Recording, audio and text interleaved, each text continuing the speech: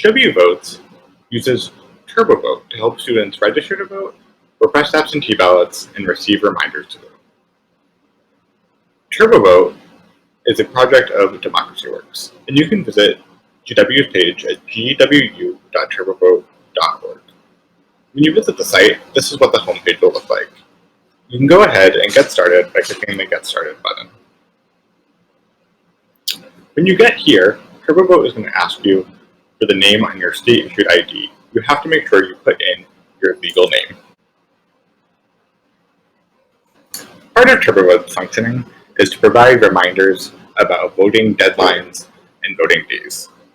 You can choose to be reminded by text message or email or both. Next, you'll be asked, are you registered to vote? In order to register to vote in the United States, you must be eligible. Eligible voters are American citizens who are 18 or older on election day.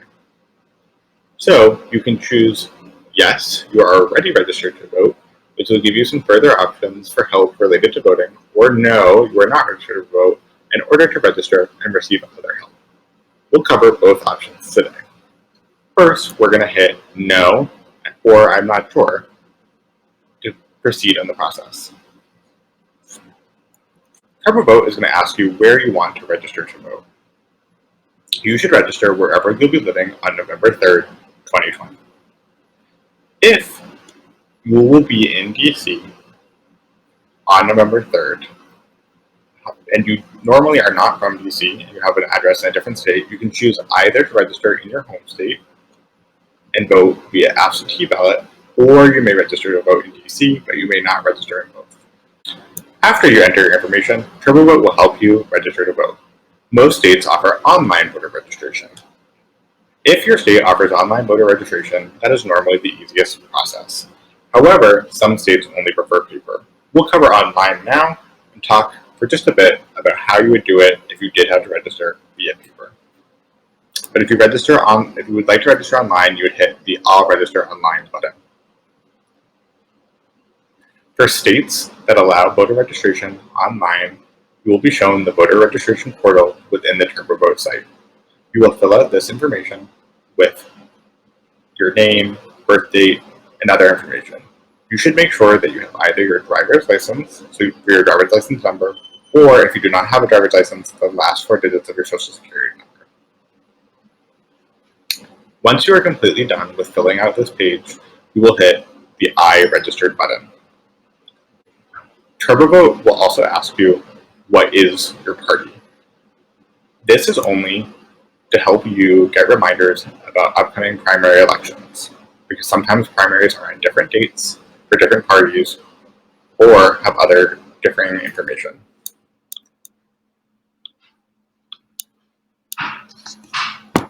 TurboVote will flag you as to your next election. For Massachusetts, it's on Tuesday, September 1st, and is a primary. However, this will vary state by state. It's going to ask you how you plan to cast your ballot, by mail or at the polls. For the fall 2020 election, you could choose to vote at the polls on election day, which is Tuesday, November 3rd, 2020. However, you can also request an absentee ballot. An absentee ballot is a type of ballot that you cast by mail if you are not able to vote in person. Reasons to request an absentee ballot might include your absence from the state or county on the day of the election. In most states, a fear of contracting COVID-19, and in all states, a health-related reason or disability that will stop you from being able to go to a polling place on election day. For this example, we are going to hit by mail.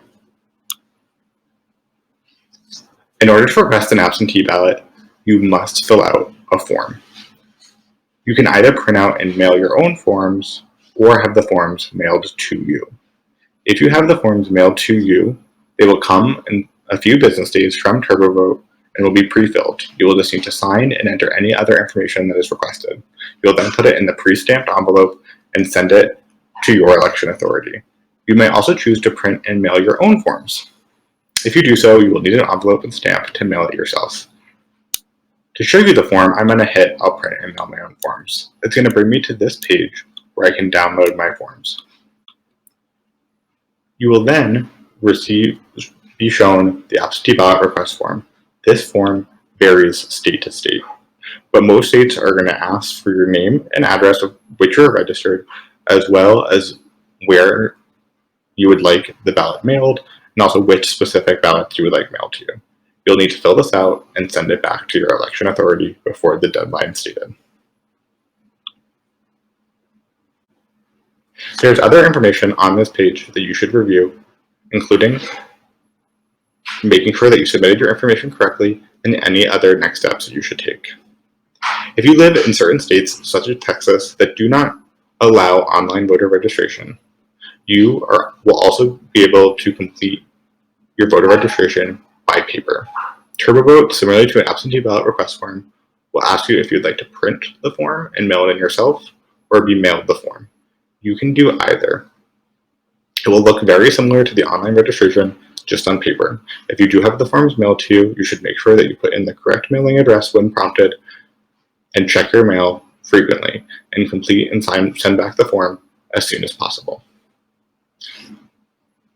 Either way, when you get to this final page, you should review all options. TurboVote will also send you periodic reminders about the election, but you should make sure that you've completed all of the information on this page and read all of the information that is given here. Let's say you are already registered to vote. If you are already registered to vote and are registered very recently and are sure you're registered to vote, you may hit yes on this page. It is going to ask you where you're registered to vote, and you should put in the address at which you are registered. Next, it's going to ask if you have moved since you're registered to vote. If you have moved permanent addresses, if you have legally changed your name, your party affiliation, or another part of your legal identity, such as your gender, you may need to update your voter registration, in which case you would hit yes.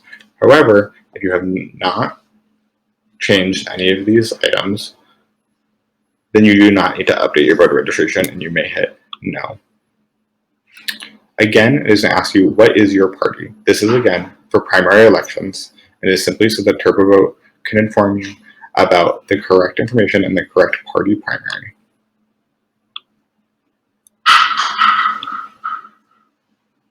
TurboVote will prompt you as to the next election for your state. For Massachusetts, the sample we are using, the next election is on Tuesday, September 1st, 2020.